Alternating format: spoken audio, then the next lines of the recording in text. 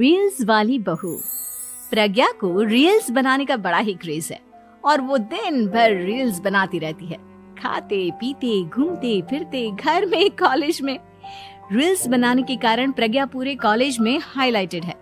जहां उसकी रील्स सभी को पसंद आते हैं, वहीं मनीषा चिंता में डूबी रहती है। एक रोज जब खाते हुए प्रज्ञा रील्स बना रही होती है, तब मनीषा कहती है, 1 मिनट भी चैन नहीं है इस लड़की को। ये नहीं कि खाना तो आराम से खा ले, लेकिन नहीं, अरे थोड़ी देर रील्स नहीं बनाओगी तो आसमान नहीं टूट पड़ेगा। अरे मम्मी, इसी को तो कहते हैं डिटर्मिनेशन। तुम नहीं समझोगी ये सब। भगवान, इस लड़की को सद्बुद्धि दे। जब देखो तब टेढ़ा बाका मुंह बनाती रहती है। मनीषा की बात का प्रज्ञा पर जरा भी असर नहीं होता और वो खाते खाते रील्स बनाती रहती है। दिन बीतने लगते हैं और देखते देखते प्रज्ञा का कॉलेज भी खत्म हो जाता है। आए दिन कोई ना कोई मनीषा को प्रज्ञा की शादी करवाने का सुझाव दे जाता है। सब ठीक ही कहते हैं, प्रज्ञा की शादी कर देनी चाहिए। अपने घर के काम काज में व्यस्त हो जाएगी तो खुद ही ये रील्स और नाच गाना बंद हो जाएगा। मनीषा और प्रेम प्रज्ञा के लिए एक अच्छा लड़का ढूंढने लगते हैं और तभी विकी का रिश्ता प्रज्ञा के लिए आता है, जिसने प्रज्ञा को उसकी रील्स देखकर पसंद कर लिया था। अगले दिन विकी अपने माता पिता के साथ प्रज्ञा के घर पहुंच जाता है और प्रज्ञा साड़ी पहने हाथों में चाय की ट्रे लिए उनके सामने आती है।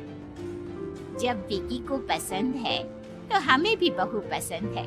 बहन जी, आप बारात की तैयारी कीजिए। एक बार लड़का लड़की अकेले में बात कर ले तो अच्छा रहेगा। हाँ हाँ, क्यों नहीं। मनीषा विकी को प्रज्ञा के कमरे में भेजती है, जहां प्रज्ञा पहले से ही रील्स बना रही होती है। तभी विकी कहता है, आ गए आपके साजन जी। हमारे साथ ये रील्स कंप्लीट करती तो और भी अच्छा रहता। अच्छा जी, अब आ ही गए हैं तो बना ही लेती हूँ आपके साथ। दोनों मिलकर रील्स बनाते हैं। जब वी मीट और तुरंत पोस्ट भी कर देते हैं। फिर विकी कहता है, जब आप साड़ी में चाय लेकर आई तब मुझे लगा कि कहीं मैं गलत घर में तो नहीं आ गया। अब सही है। दोनों की शादी पक्की हो जाती है और शादी के दिन भी प्रज्ञा रील्स बनाने से चूकती नहीं। यहाँ तक कि बारात के समय भी नाचते हुए रील्स बनाती है। सभी लोग प्रज्ञा की तारीफ के पुल बांध देते हैं और प्रज्ञा नाचती गाती अपने ससुराल चली जाती है। सब कुछ अच्छा चल रहा होता है। प्रज्ञा यहाँ भी दिन भर हर चीज की रील्स बनाती रहती है। लेकिन कुछ दिनों के बाद जब सुनीता कहती है, बहू, ये रील्स के साथ साथ कुछ काम भी कर लिया करो। वैसे तुझे और क्या क्या बनाना आता है? मम्मी जी, वैसे तो सब कहते हैं कि मैं सब कुछ अच्छा बनाती हूँ, लेकिन मुझे लगता है कि मैं मैगी अच्छा बना लेती हूँ। हाँ, कॉफी भी अच्छा बना लेती हूँ और मुंह तो सबसे अच्छा बना लेती हूँ। हैं? अच्छा अच्छा। सुनीता अपना माथा पकड़ लेती है और कहती है, बहू, कुछ खाना बनाना भी सीख लेती। मम्मी जी, मैं लंबी प्लानिंग कर रही हूँ। जल्दी ही मैं इतनी फेमस हो जाऊंगी कि मुझे पैसे मिलने लगेंगे। हम दोनों सास बहू राज करेंगे, राज। नौकर काम करेंगे और लोगों की तो लाइन लगेगी हमसे मिलने के लिए। तेरा दिमाग खराब हो गया है क्या बहू? हंसी मजाक तक ठीक है, लेकिन इस तरह घर नहीं चलते। जितना जल्दी हो इस घर के तौर तरीकों को सीख लो। प्रज्ञा मुंह घुमाकर चली जाती है और तुरंत उसी वक्त एक रील बनाती है। ये देख सुनीता का गुस्सा 7वें आसमान पर चला जाता है और विकी के घर आती ही सुनीता उसे सब कुछ बताती है। विकी भी अब प्रज्ञा की इन हरकतों से परेशान हो जाता है। तुम टेंशन मत लो मम्मा, मैं देख लूंगा। विकी कमरे में जाता है तो देखता है कि प्रज्ञा रील्स बना रही है। विकी बड़े ही प्यार से प्रज्ञा से कहता है, प्रज्ञा, इन सब के लिए मैं तुम्हें मना नहीं कर रहा हूँ, लेकिन फिर भी हर वक्त तो ये अच्छा नहीं लगता ना। समझने की कोशिश करो, मुझे भी तुम्हारा थोड़ा वक्त चाहिए। मैं जब ऑफिस से आता हूँ तो मुझे समय देने की जगह इसी में लगी रहती है। तुम ज्यादा ही सोच रहे हो। तुम भी मेरे साथ रील्स बनाओ ना, तुम्हें भी बहुत अच्छा लगेगा। तुम्हें इज्जत से कोई बात समझ में नहीं आती क्या? दिमाग खराब हो गया है तुम्हारा इस चकाचौंध से। अगर तुमने अपना रवैया नहीं बदला तो मैं तुमसे दूर चला जाऊंगा। तुम ही रिश्ता लेकर आए थे, मुझे लड़कों की कमी नहीं थी और ना आज है। विकी दरवाजा पटककर चला जाता है। धीरे धीरे विकी प्रज्ञा से दूर होता जाता है। एक रोज मनीषा प्रज्ञा के ससुराल उससे मिलने जाती है। तब सुनीता उससे कहती है, बहन जी, अब आई हैं तो कुछ दिन यहाँ रहकर जाइएगा, आप ही का घर है।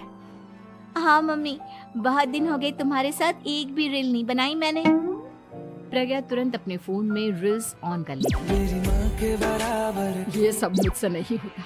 तेरा ये भूत अभी तक नहीं उतरा क्या? बहन जी, आप कुछ कहती नहीं क्या इसे? जब आप ही कुछ नहीं कर पाई तो मैं कर ही क्या सकती हूँ। सास तो वैसी ही बदनाम है। शाम को घर की लाइट चली जाती है और मनीषा प्रज्ञा से कहती है, मेरे घुटनों में बहुत दर्द हो रहा है, तू लाइट का कुछ इंतजाम करना बेटा। अच्छा, कैंडल जला देती हूँ मम्मा। प्रज्ञा गाते हुए कैंडल जलाती है और खिड़की के पर्दे के पास रख देती है। मनीषा, जिसे बहुत दर्द हो रहा है, वो सो जाती है और प्रज्ञा हमेशा की तरह अपने रील्स में लग जाती है। उधर कैंडल की वजह से पर्दा आग पकड़ लेता है और मनीषा के कमरे में आग लग जाती है। बचाओ, कोई है, बचाओ। सभी भागते हैं और विकी कमरे की आग बुझाने में लग जाता है, लेकिन तब तक मनीषा आधी जल चुकी थी। मनीषा की हालत देख प्रज्ञा रोने लगती है। विकी मनीषा को तुरंत हॉस्पिटल ले जाता है और उसे एडमिट कराता है। विकी प्रज्ञा से कहता है, देख लिया ना, तुम्हारे इस नाच गाने की वजह से आज तुम्हारी माँ की जान जाते जाते रह गई। अब पता नहीं तुम और क्या चाहती हो। उधर डॉक्टर कहते हैं, इनकी हालत बहुत नाजुक है, आधे से ज्यादा जल चुकी है। प्रज्ञा रोती हुई मंदिर में जाती है और भगवान के आगे जाकर कहती है, भगवान, मेरी माँ को ठीक कर दो। मैं कसम खाती हूँ, हाथ से ये रील्स बनाना छोड़ दूंगी। बस मुझे मेरी माँ वापस मिल जाए। 2 दिन बीत जाते हैं और मनीषा खतरे से बाहर आ जाती है। पेशेंट अब ठीक है, आप लोग उनसे मिल सकते हो। सब कोई मनीषा से मिलता है और प्रज्ञा सबके सामने अपना फोन तोड़ देती है। मुझे माफ कर दो मम्मा, मैंने तुम लोगों की बातों को नजरअंदाज किया। बेटा, कोई भी चीज जरूरत से ज्यादा खराब है। मैंने तुम्हें रील्स बनाने से कभी मना नहीं किया, लेकिन हर वक्त एक ही चीज तो सही नहीं है। मैं समझ गई हूँ मम्मा, आई एम सॉरी। प्रज्ञा उस दिन से रील्स बनाना छोड़ देती है और पूरी तरह से अपने घर में लग जाती है।